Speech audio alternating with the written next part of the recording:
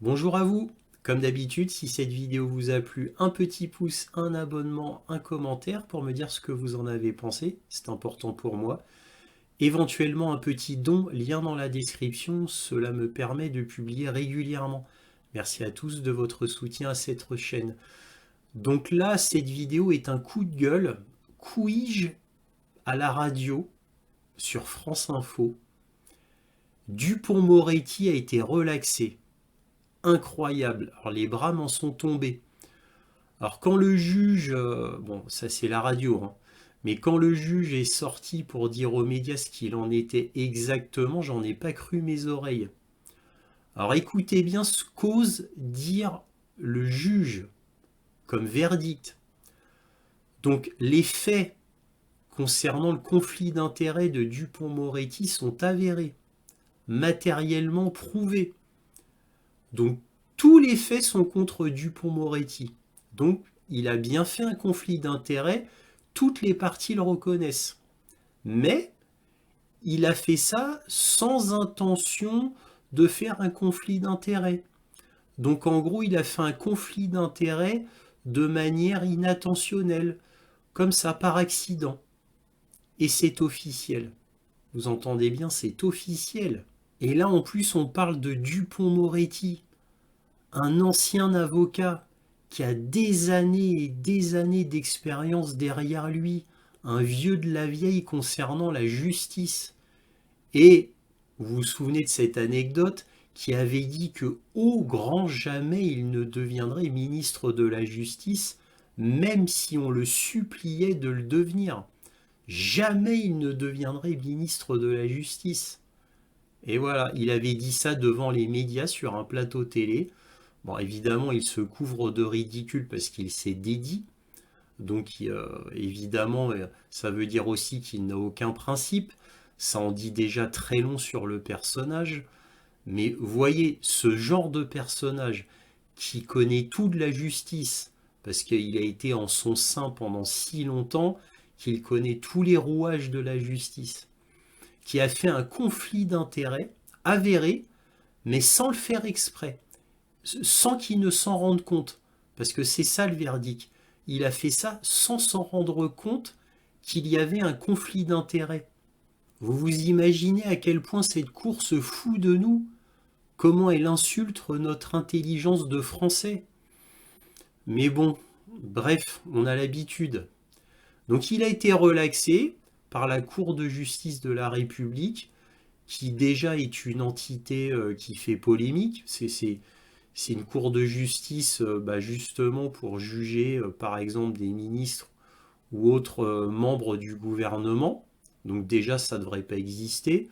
Petite anecdote comme ça, Macron avait dit en 2018 qu'il éliminerait cette entité parce que justement faisant polémique. Macron qui nous disait au moment de la campagne qu'il allait avoir un gouvernement exemplaire. Ça allait être un gouvernement exemplaire au-dessus de tout soupçon. Bon, il est vrai que François Hollande avait lui aussi dit qu'il supprimerait cette Cour de justice de la République. Mais bien évidemment, il n'en a rien fait. Sans surprise.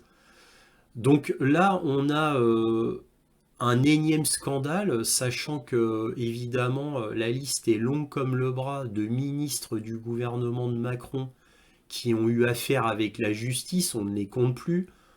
Rien que pour les compter, il faudrait faire une vidéo exprès.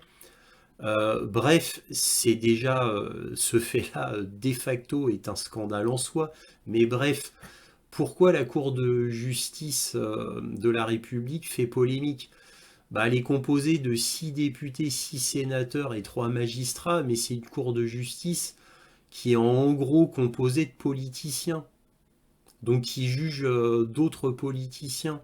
C'est pas la même Cour de justice que vous et moi pourrions avoir à faire. C'est une cour de justice en gros qui appartient au gouvernement et contrôlée par le gouvernement. Voilà pourquoi ça fait polémique.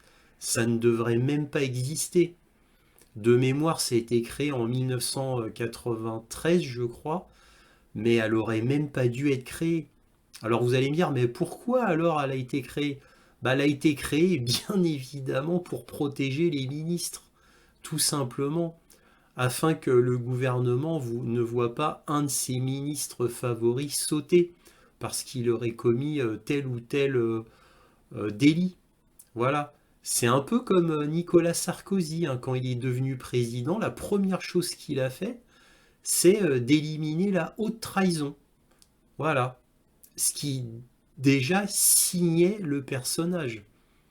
Parce que vous imaginez, vous devenez président, la première chose que vous faites, c'est d'enlever la condamnation pour haute trahison d'un président de la République. Ce qui déjà vous dit le, la future politique de ce président-ci, hein, qui va faire justement des actes de haute trahison. Et d'ailleurs, c'est ce qu'il a fait. Puisque qu'est-ce qu'il a fait Sarkozy juste après avoir fait cette loi? Ben, il nous a remis complètement dans l'OTAN.